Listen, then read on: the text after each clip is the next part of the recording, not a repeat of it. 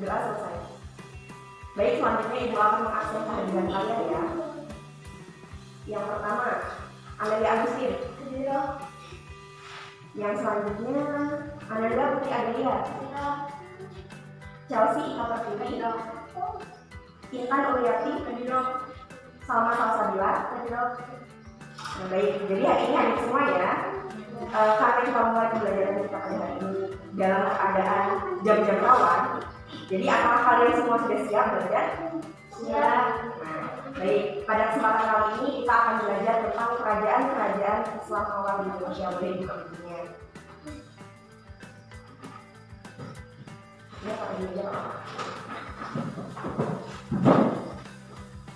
Nah, jadi kerajaan-kerajaan Islam awal di Indonesia. Ada yang tahu kerajaan-kerajaan Islam awal di Indonesia itu apa aja?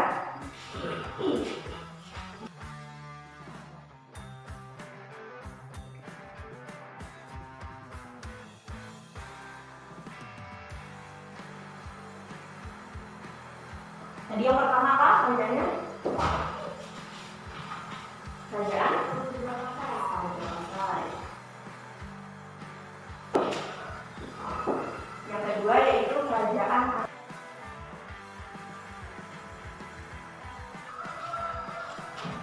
dan yang ketiga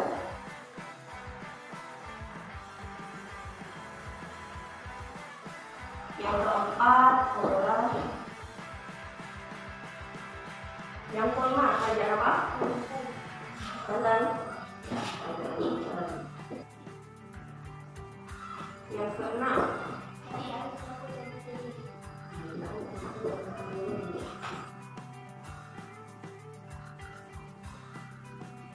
yang ketujuh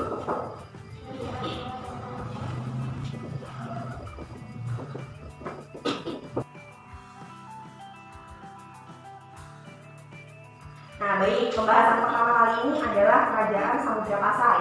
Nah, Kerajaan Samudra Pasai didirikan pada abad ke-11 oleh Marakoir yang sekaligus raja pertama dari Kerajaan Samudra Pasai. Nah, kerajaan ini terletak di pesisir timur Laut Aceh. Nah, jadi kerajaan ini adalah kerajaan pertama yang ada di Indonesia.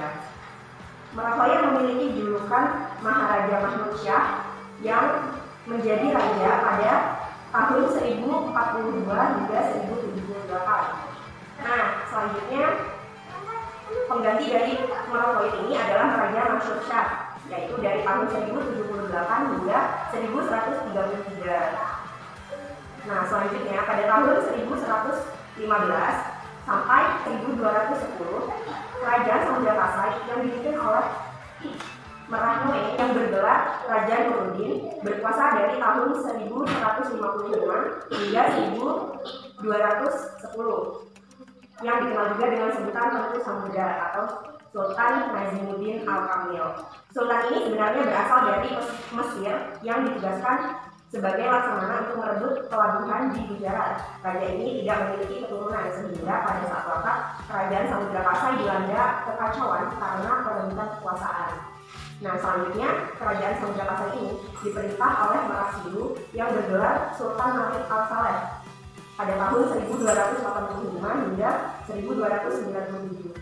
Jadi, Merak Silu adalah keturunan Raja Pelak atau yang sekarang disebut dengan Malaysia yang mendirikan dinasti kedua Kerajaan Samudra Pasai.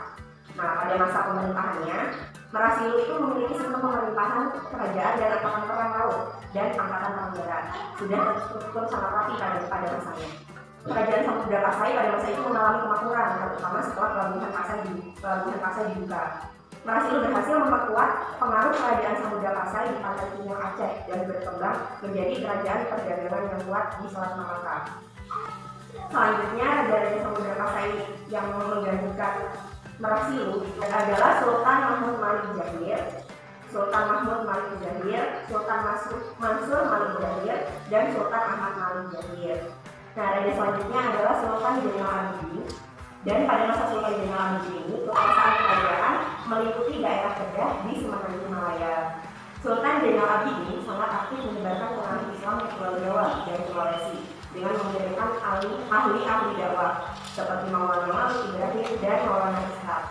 Kerajaan Aceh berdiri menjelang keruntuhan Samudra Pasai, sebagaimana tercatat dalam sejarah pada tahun 1360 Masehi. Samudra Pasai ditaklukkan oleh Majapahit dan sejak saat itu Kerajaan Pasai telah mengalami kemunduran. Pembahasan yang kedua yaitu Kerajaan Aceh. Jadi pada awalnya Kerajaan Aceh ini hanya mencakup dua wilayah saja, yaitu Banda Aceh dan Aceh Besar, yang dipimpin oleh ayah dari Muhayyad Syah, yaitu Sultan Syamsul Syah. Dan ketika Muhayyad Syah naik tahta menggantikan ayahnya, Muhayyad Syah berhasil memperkuat dan mempersatukan wilayah Aceh dalam kekuasaannya, termasuk menaklukkan Kerajaan Pasai pada saat itu. Dan pada saat itu, sekitar tahun 1511 Masehi, kerajaan-kerajaan kecil yang terdapat di Aceh dan pesisir timur Sumatera, seperti Perlak yang ada di Aceh Timur, Pedir yang ada di Pidi, Dayak yang ada di Aceh Barat Daya, dan Aru yang ada di Sumatera Utara sudah berada di bawah pengaruh kolonial Portugis. Muhayyad Syah dikenal sebagai anti pada Portugis. Karena itu, untuk menghambat pengaruh Portugis, kerajaan-kerajaan kecil tersebut kemudian ia taklukkan dan masuk ke dalam wilayah kerajaannya. Sejak saat itu, Kerajaan Aceh lebih dikenal dengan nama Aceh Darussalam. Dalam sejarahnya, Aceh Darussalam mencapai masa kejayaan di masa Sultan Iskandar Muda Zaman Pahlawan Mekut Alam pada tahun 1590 hingga 1635 Masehi. Pada masa itu, Aceh merupakan salah satu pusat perdagangan yang sangat ramai di Asia Tenggara. Kerajaan Aceh pada masa itu juga memiliki hubungan diplomatik atau negosiasi dengan dinasti Utsmani di Turki, Inggris, dan Belanda. Pada masa Iskandar Muda, Aceh pernah mengirim utusan ke Turki Utsmani dengan membawa hadiah. Kunjungan ini diterima oleh Khalifah Turki Utsmani dan dia mengirim hadiah balasan berupa sebuah meriam dan penasihat militer untuk membantu memperkuat angkatan perang Aceh. Nah, yang selanjutnya adalah Kerajaan Demak. Berdirinya Kerajaan Demak ini dilatar belakangi oleh melemahnya pemerintahan Kerajaan Majapahit atas daerah-daerah pesisir utara Jawa. Daerah-daerah pesisir ini seperti Tuban, Cirebon, nah itu sudah mendapat pengaruh Islam. Dukungan dari daerah-daerah juga merupakan jalur perdagangan yang kuat serta sangat berpengaruh bagi pendiri Demak sebagai kerajaan Islam yang merdeka dari Majapahit.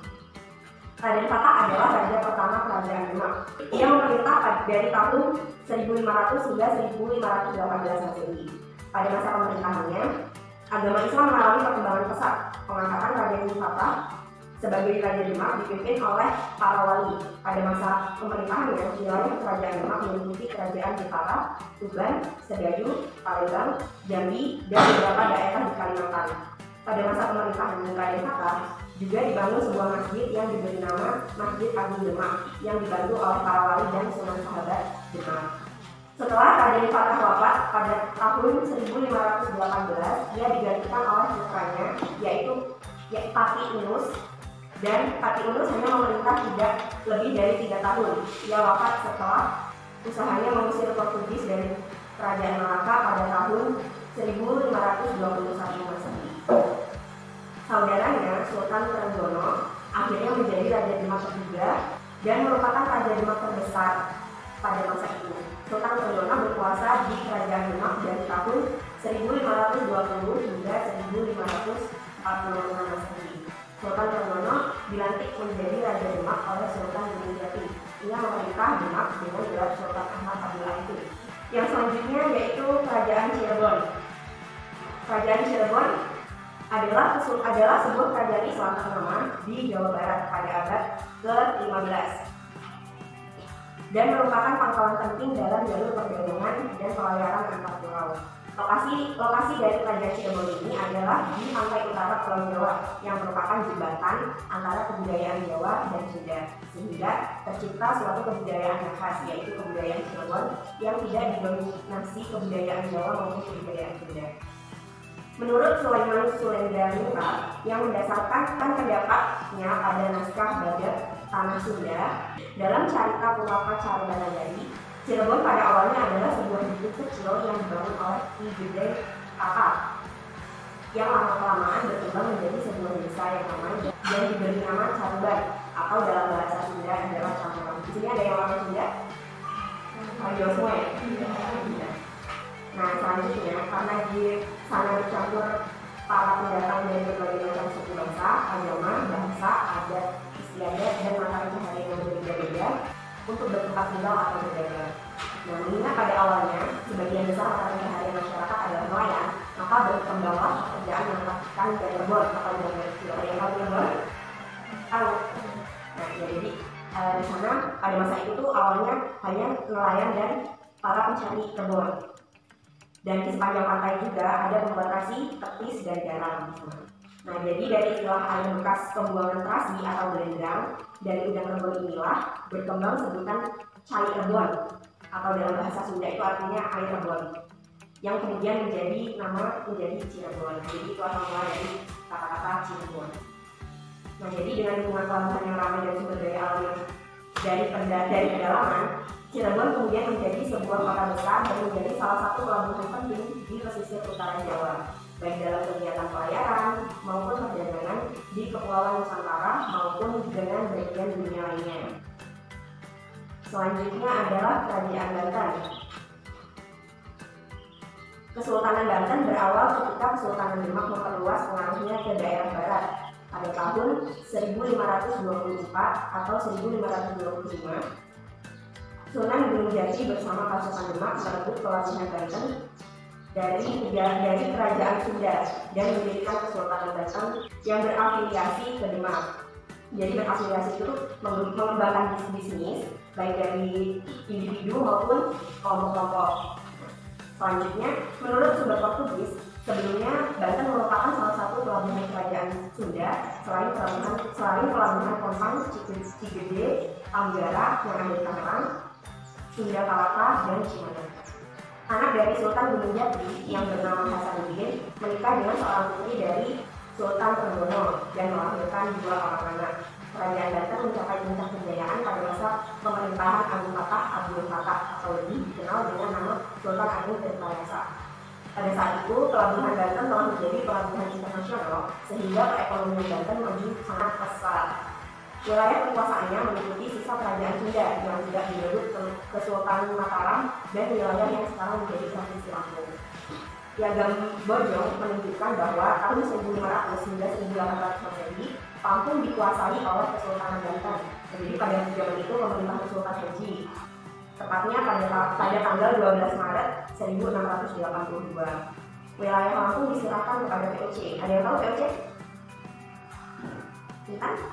Gabungan perusahaan gabungan dari Belanda yang memiliki aktivitas perdagangan di Asia. Ya benar, jadi VOC itu adalah gabungan dari perusahaan dagang dari Belanda yang memiliki tujuan perdagangan atau aktivitas perdagangan di Asia. Jadi karena Indonesia ini termasuk Asia, nah jadi VOC dalam hal itu melakukan aktivitas perdagangan. Nah, selanjutnya seperti tertera dalam surat Sultan Haji kepada Mayor Ishak de Saint Martin, yaitu admiral kapal VOC di Batavia yang sedang berlabuh di Banten. Surat itu kemudian dikuatkan dengan surat perjanjian pada tanggal 22 Agustus 1682 yang membuat VOC memperoleh hak monopoli perdagangan wilayah di Lampung. Jadi Lampung ini terkenal akan wadahnya yang pada masa itu. Kesultanan Banten dihapuskan pada tahun 1813 oleh pemerintah kolonial Inggris. Pada tahun itu, Sultan Muhammad Syafiuddin dilucuti dan dipaksa turun tahta oleh Thomas Raffles. Nah, tragedi ini menjadi klimaks dari penghancuran Surasawan oleh Gubernur Jenderal Belanda yaitu Herman William Dendels tahun 1808. Yang selanjutnya adalah Kerajaan Ternate dan Tidore. Nah, Kerajaan Ternate dan Tidore ini terletak di sebelah barat Pulau Halmahera, Maluku Utara. Wilayah kekuasaan kedua kerajaan ini meliputi Kepulauan Maluku dan sebagian Papua.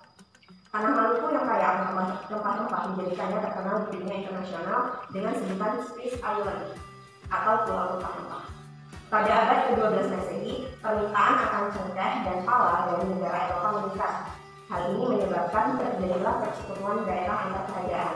Persekutuan tersebut adalah Uni 5 atau Persekutuan 5, yaitu persekutuan antara 5 saudara yang dipimpin oleh Kerajaan Ternate yang meliputi Obi, Bacan, Sekam, dan Ambon, serta Uni Siwa yaitu Persekutuan 9 atau persekutuan antara 9 bersaudara yang wilayahnya meliputi Pulau Tidore, Makian, Jahilolo, atau Halmahera dan pulau-pulau di daerah itu sampai Papua. Pada tahun 1512, bangsa Portugis datang ke Ternate, sedangkan tahun 1521, bangsa Spanyol datang ke Tidore setelah 10 tahun berada di kerajaan Ternate. Bangsa Portugis mendirikan benteng yang diberi nama Sao Paulo. Menurut Portugis, benteng tersebut berguna untuk melindungi Ternate dari kerajaan Tidore. Namun hal tersebut hanyalah taktik Portugis agar mereka dapat tetap berdagang dan menguasai Ternate. Pembangunan benteng Sao Paulo mendapat perlawanan dan salah seorang yang menantang kehadiran kekuasaan militer Portugis tersebut yaitu Sultan Henry. Beliau berkuasa di kerajaan Ternate sejak tahun 1559. Yang selanjutnya yaitu kerajaan Goa dan Tauro. Kerajaan Goa dan Tauro adalah kerajaan yang terletak di Sulawesi Selatan dan saling berhubungan baik. Banyak orang mengetahui sebagai kerajaan Makassar. Nah, Makassar ini sebenarnya adalah ibu kota Goa yang juga disebut sebagai ujung pandang. Sebelum abad ke-16, Raja-Raja Makassar belum memeluk agama Islam. Baru setelah datangnya Datuk Sri Bandang, seorang penyiar Islam dari Sumatera, beliau membuat Makassar berkembang menjadi kerajaan Islam. Belanda berusaha keras menghentikan serangan-serangan kerajaan Makassar. Untuk itu, Belanda bersekutu dengan Raja Muni, yaitu Aru atau Tuan Palaka. Jadi Aru Palaka ini bersedia membantu Belanda dengan syarat diberikan kemerdekaan. Jadi pada tahun 1667, dengan bantuan kerajaan Muni, Belanda berhasil menekan Makassar untuk menyetujui perjanjian Bongaya, yaitu perjanjian yang berisi 3 buah kesepakatan. Yang pertama adalah VOC mendapat hak monopoli dagang di Makassar. Yang kedua, Belanda dapat mendirikan benteng Rotterdam di Makassar. Yang ketiga, Makassar harus melepas daerah yang dikuasainya serta mengakui Aru Palaka sebagai raja Muni. Pembahasan yang selanjutnya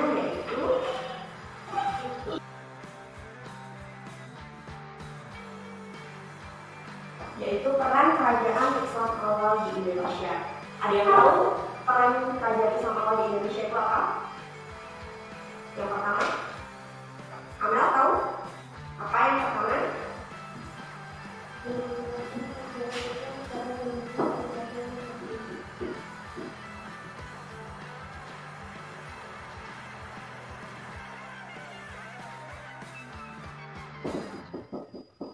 Ya, jadi yang pertama adalah mengenalkan kerajaan Islam kepada penduduk di kerajaan tersebut. Nah, jadi dulu itu zaman dahulu itu setiap agama yang dianut oleh rajanya mereka masing-masing, nah itu bakal dianut oleh pengikutnya atau rakyatnya. Jadi apapun agama yang kerajaan itu anut, misalnya kerajaan itu menganut agama Islam, nah jadi nanti rakyatnya juga mengikuti ajaran agama Islam tersebut. Yang selanjutnya ada yang tahu? Ya, sama? Memudahkan transaksi perdagangan dengan para pedagang yang di kawasan penduduk. Ya, jadi dulu itu pada zaman dulu kerajaan-kerajaan itu memudahkan transaksi perdagangan yang ada di Indonesia maupun di luar negeri. Nah, peran yang selanjutnya mengubah budaya seperti yang banyak digunakan di zaman kerajaan sebelumnya. Nah, jadi ada yang tahu nggak upeti itu apa? Upeti itu tagihan yang harus dibayar oleh orang zaman dahulu. Jadi dulu itu tuh upeti itu tuh kayak semacam kewajiban untuk membayar pajak gitu kalau sekarang. Jadi mereka diwajibkan untuk membayar upeti secara berlebih tapi tepat untuk raja-rajanya. Yang selanjutnya, Putri.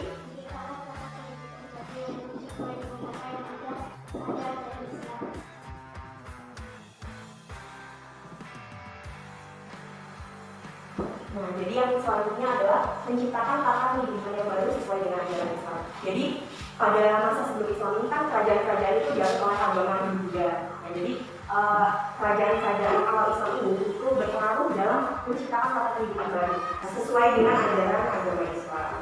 Yang selanjutnya ada yang tahu? Ya, sama? Dalam bentuk keamanan kerajaan Islam untuk melakukan menciptakan keberagaman kepada rakyat, sehingga dalam melakukan kesehatan dapat terjadi dan dengan agama Islam.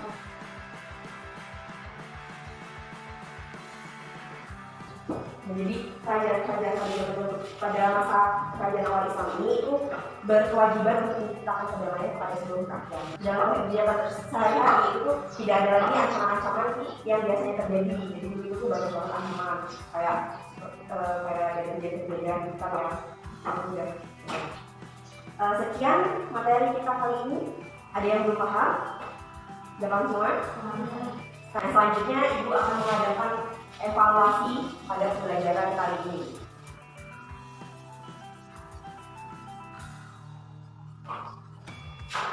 Nah, jadi evaluasi ini nanti cepetan ya, rebutan. Yang tahu angkat tangan nanti Ibu. Ada yang tahu kerajaan Islam awal di Indonesia itu apa? Kerajaan apa? Oh iya benar, sama. Cepetan sama. Yang selanjutnya, Kerajaan Samudra Pasai itu didirikan pada abad keberapa? Yang tahu coba angkat tangan. Ya kan? 11. Oh iya benar. Selanjutnya, raja dari Kerajaan Aceh yang pertama itu siapa? Ya, pasti Malik Al-Saleh. Ya betul. Jadi raja dari Kerajaan Aceh yang pertama itu Malik Al-Saleh. Selanjutnya, Kerajaan Ternate sama Tidore itu terletak di pulau apa? Ya betul. Sama memperhatikan sekali sepertinya. Selanjutnya, penjajah yang datang untuk menjajah kerajaan Aceh itu tuh dari bangsa apa ya? Ada yang tahu nggak? Biasa sih. Oh iya betul, Portugis.